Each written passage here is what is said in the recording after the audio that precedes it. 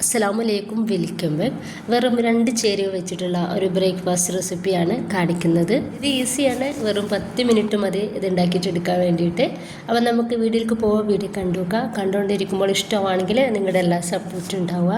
ഇതിന് വേണ്ടിയിട്ട് ഞാനൊരു പാത്രത്തിലോട്ട് 1.5 കപ്പ് മൈദ ഇട്ടെടുക്കുന്നുണ്ട്.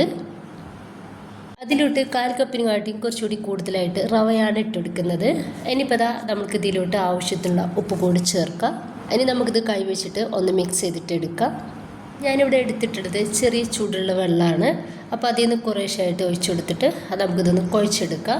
നമ്മൾ ചപ്പാത്തിക്കൊക്കെ ഉണ്ടാക്കിയിട്ട് എടുക്കാൻ വേണ്ടിയിട്ട് കുഴക്കില്ല, ആ രീതിയിലാണ് നമുക്കിത് വേണ്ടത്. വെള്ളം കൂടി പോകാണ്ട് നോക്കണം, കാരണം നമ്മളിത് റവ ചേർത്തെടുത്തുകൊണ്ട് വേഗത്തിൽ വെള്ളം കൂടി പോകാനുള്ള സാധ്യത ഉണ്ട് കേട്ടോ. അപ്പോൾ വെള്ളം കുറേശ്ശായിട്ട് ഒഴിച്ചു കൊടുക്കുക. കയ്യിൽ നന്നായിട്ട് ഒട്ടിപ്പിടിക്കുകയാണെങ്കിൽ കുറച്ച് ഓയിലോ എന്തെങ്കിലും കയ്യിൽ തേച്ചെടുക്കുക, എന്നിട്ടൊന്ന് കുഴച്ചെടുക്കുക. നമ്മളിതിലോട്ട് റവ ചേർത്തെടുത്തത് കൊണ്ടിട്ട് തന്നെ നമുക്കിത് ഒരു 2-3 മിനിറ്റ് മാത്രം ഒന്ന് കുഴച്ചെടുത്താൽ മതി.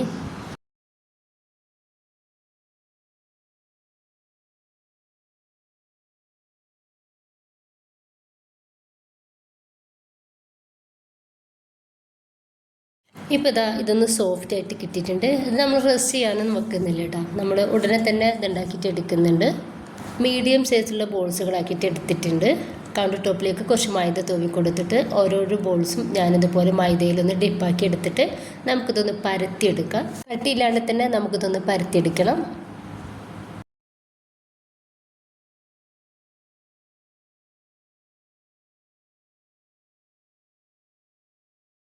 ഇപ്പോൾ ഇതുപോലെ ഒന്ന് പരത്തിയെടുത്തിട്ടുണ്ട്.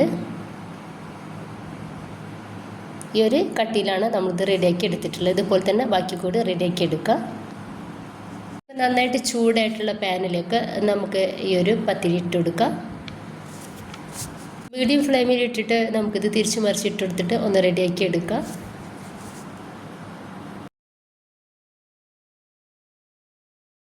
ഏകദേശം ഒന്ന് വേവായിട്ട് കിട്ടിയാൽ നമ്മൾക്കിതിലേക്ക് കുറച്ച് ഓയിൽ ഇതുപോലെ സ്പ്രെഡാക്കി കൊടുക്കുക. 2 സൈഡിലും ഇതുപോലെ തേച്ചെടുക്കാവുന്നതാണ്.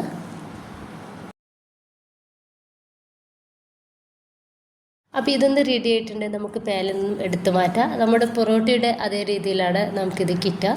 അതേ ടേസ്റ്റാണ്, അതേപോലെ തന്നെ നല്ല സോഫ്റ്റുമാണ് ഇതിന്. അപ്പോൾ എല്ലാവരും ഒന്ന് ട്രൈ ചെയ്ത് നോക്കുക.